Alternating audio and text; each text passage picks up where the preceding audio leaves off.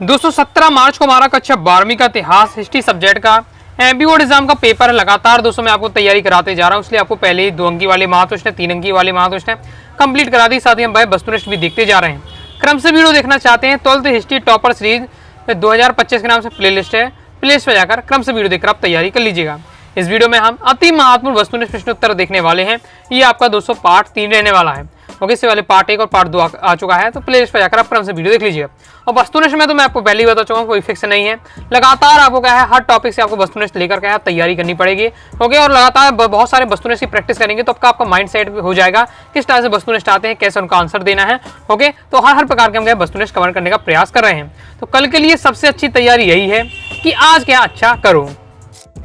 सबसे पहले आ जाते हैं बहुविकल्पी प्रश्न। पहला हमारा हड़प्पा सभ्यता की सबसे विशिष्ट पुरावस्तु है। तो आपको सबसे विशिष्ट पुरावस्तु बतानी, तो आपका राइट आंसर हो जाएगा हड़प्पाई मोहर। आपका किसमें का राइट आंसर हो जाएगा। आगे देख लेते हैं। नेक्स्ट हमारा है सिंधु घाटी सभ्यता के किन स्थानों से जुते हुए खेतों के साक्ष्य मिले हैं। कालीबंगा राजस्थान से क्या है हमें जुते हुए खेतों के साक्ष्य मिलते हैं। नेक्स्ट समाधानों में निम्नलिखित में से कौन सी वस्तु नहीं है। तो जो तांबे के घड़े हैं ये समाधान में नहीं होते, तो बाकी मन के आभूषण और ये तांबे का दर्पण ये सभी रहता है। तो नेक्स्ट देख लेते हैं। नेक्स्ट हमारा क्वेश्चन है हड़प्पा लिपि लिखी जाती है। तो हड़प्पा लिपि क्या है, बाएं से दाएं की ओर लिखी जाती है।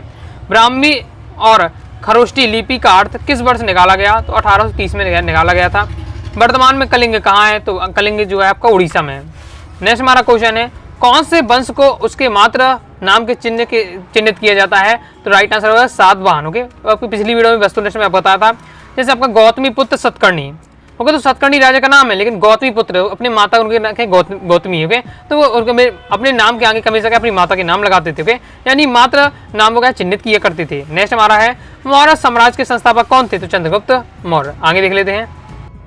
अर्थशास्त्र के रचयिता कौन थे। तो अर्थशास्त्र के रचयिता आपके कौटिल्य। नेक्स्ट है मौर्य साम्राज्य के संस्थापक चंद्रगुप्त मौर्य की राजधानी। तो ये आपका राइट आंसर हो जाएगा जो पाटलिपुत्र को बनाई थी। बी.एस. सूथंकर कौन थे। तो बी.एस. सूथंकर आपका क्या एक संस्कृत विद्वान है। नेक्स्ट है आपका द्रोण अद्वितीय तीर अंदाज किसको बनाना चाहते थे। अद्वितीय तीर अंदाज। ओके, यानी जिसके समान दूसरा ना हो। ओके, तो द्रोणाचार्य किसे बनाना चाहते थे, एकलव्य आपका हो जाएगा इसमें अर्जुन को बनाना चाहते थे। क्लियर है। नेक्स्ट देख लेते हैं। नेक्स्ट हमारा क्वेश्चन है वर्णों के कितने प्रकार होते हैं। तो वर्ण दोस्तों आपके क्या है 4 प्रकार के होते हैं। ओके, नेक्स्ट हमारा क्वेश्चन है मत्स्यकटितम नामक नाटक के रचनाकार कौन थे। तो इसका राइट आंसर आपका शूद्रक ने ये नाटक लिखा है। ओके, ये आपके 4 हम वर्ण पूछे जा रहे थे, कौन कौन से आपका सब ब्राह्मण, क्षत्रिय, शूद्र और वैश्य। ओके, नेक्स्ट हमारा क्वेश्चन है बहुपति विवाह प्रणाली किसमें प्रचलित थी। बहुपति विवाह वाली जो प्रणाली है वो पांडवों में प्रचलित थी। ओके, नेक्स्ट देख लेते हैं।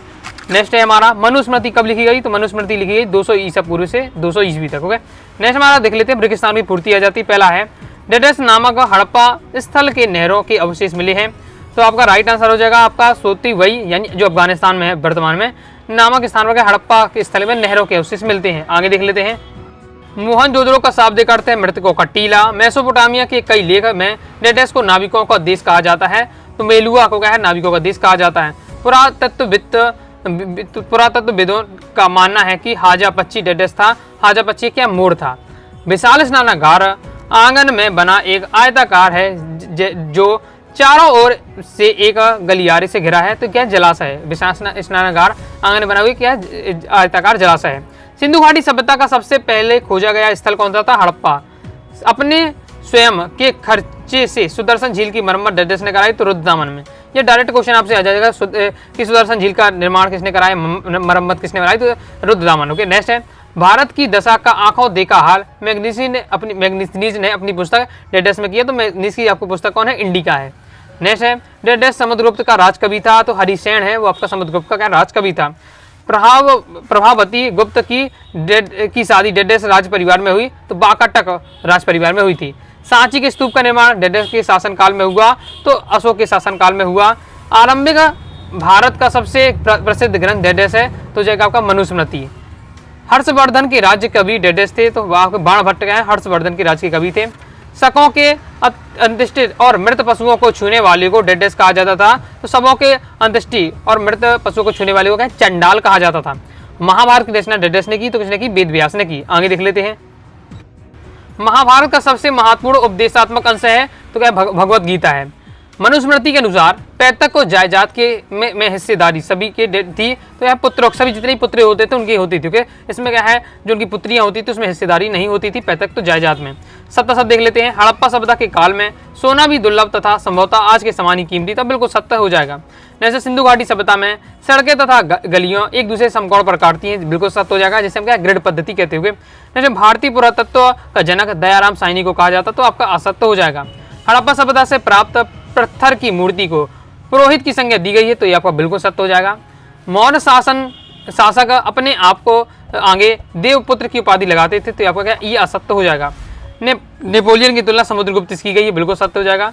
कुषाण शासकों ने देवपुत्र की उपाधि धारण की, तो आपका ये बिल्कुल सत्य हो जाएगा। देवपुत्र की उपाधि किसने धारण की, आपके कुषाण शासकों ने। अगर राय की पूछा जाए कि राय कौन लगाते थे, तो आपके विजयनगर के जो शासक थे वो राय लगाना पसंद करते थे।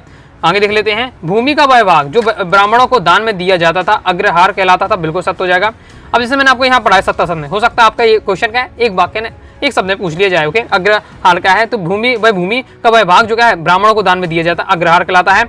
मौर्य वंश का अंतिम शासक अशोक था, तो आपका सत्य हो जाएगा। प्रभावती गुप्त वाकाटक वंश की राजकुमारी थी, तो आपका क्या असत्य हो जाएगा। ओके, प्रभावती गुप्त की वहाँ शादी हुई थी, ना कि वहाँ की राजकुमारी थी। नेक्स्ट है, सुदर्शन झील की मरम्मत रुद्रदामन ने कराई, बिल्कुल सत्य हो जाएगा। प्रथम शताब्दी ईस्वी में सोने के सिक्के कुषाण राजाओं ने जारी किए थे, तो ये आपका क्या है, सत्य हो जाएगा। आगे देख लेते हैं। गोत्र परंपरा में प्रत्येक गोत्र का नाम एक ऋषि के नाम पर होता है, बिल्कुल सत्य हो जाएगा।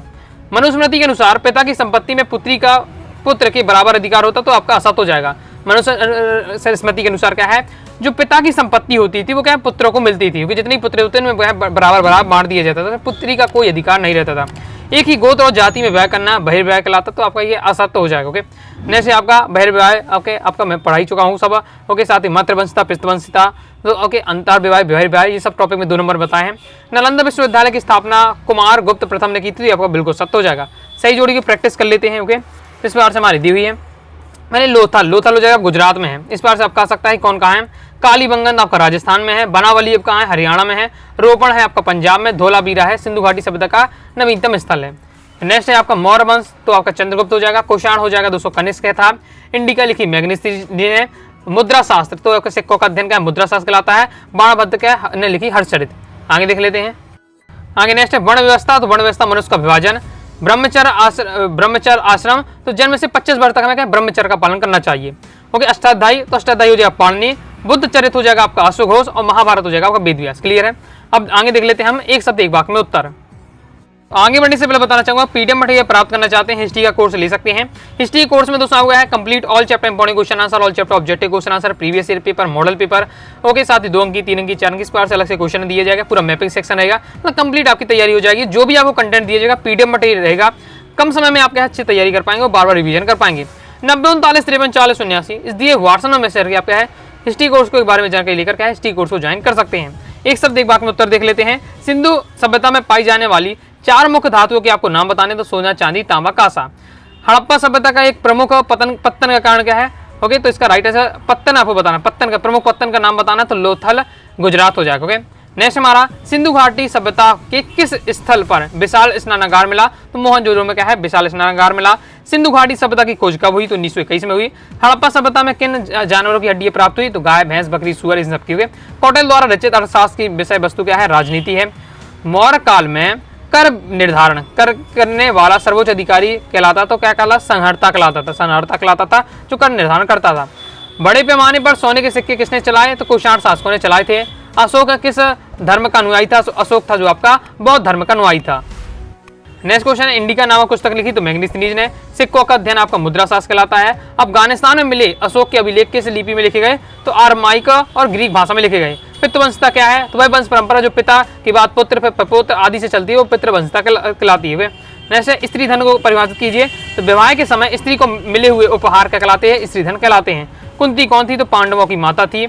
ओके, महाभारत किस भाषा में लिखा गया ग्रंथ है, तो संस्कृत भाषा में लिखा गया ग्रंथ है। तो इस प्रकार से मैंने आपको सिलेक्टेड वस्तुनिष्ठ प्रैक्टिस कराए हैं। अभी और भी हम क्या है वस्तुनिष्ठ प्रैक्टिस करेंगे। वस्तुनिष्ठ में दोस्तों आपको मैं बता चुका हूँ, ज्यादा आपको मेहनत नहीं करनी है, बस वीडियो को अगर ध्यान से अंत तक देखते हैं, सुनते हैं, समझते जाते हैं, तो आपका तैयार हो जाएगा। अलग से आपको ज्यादा मेहनत नहीं करनी। वीडियो को देखते देखते आपको है 90% आपको चीजें याद हो जाए। एक आध दो अगर ऑब्जेक्ट लगता है कठिन लग रहा, तो एक बार उसका रिविजन कर लीजिए, तैयार आपका हो जाएगा। तो आई दोस्तों आपको वीडियो से भी लाइक करके सब्सक्राइब जो कर दीजिएगा। क्रम से तैयारी करना चाहते हैं 12th हिस्ट्री टॉपर सीरीज 2025 की प्लेलिस्ट पर जाकर क्रम से पढ़ लीजिएगा। साथ ही दोस्तों टेलीग्राम चैनल व्हाट्सएप चैनल को ज्वाइन कर लीजिएगा। डाउट आता है कारणों से आप जरूर पूछिएगा। मिलते हैं नेक्स्ट वीडियो में, तब तक के लिए बाय बाय।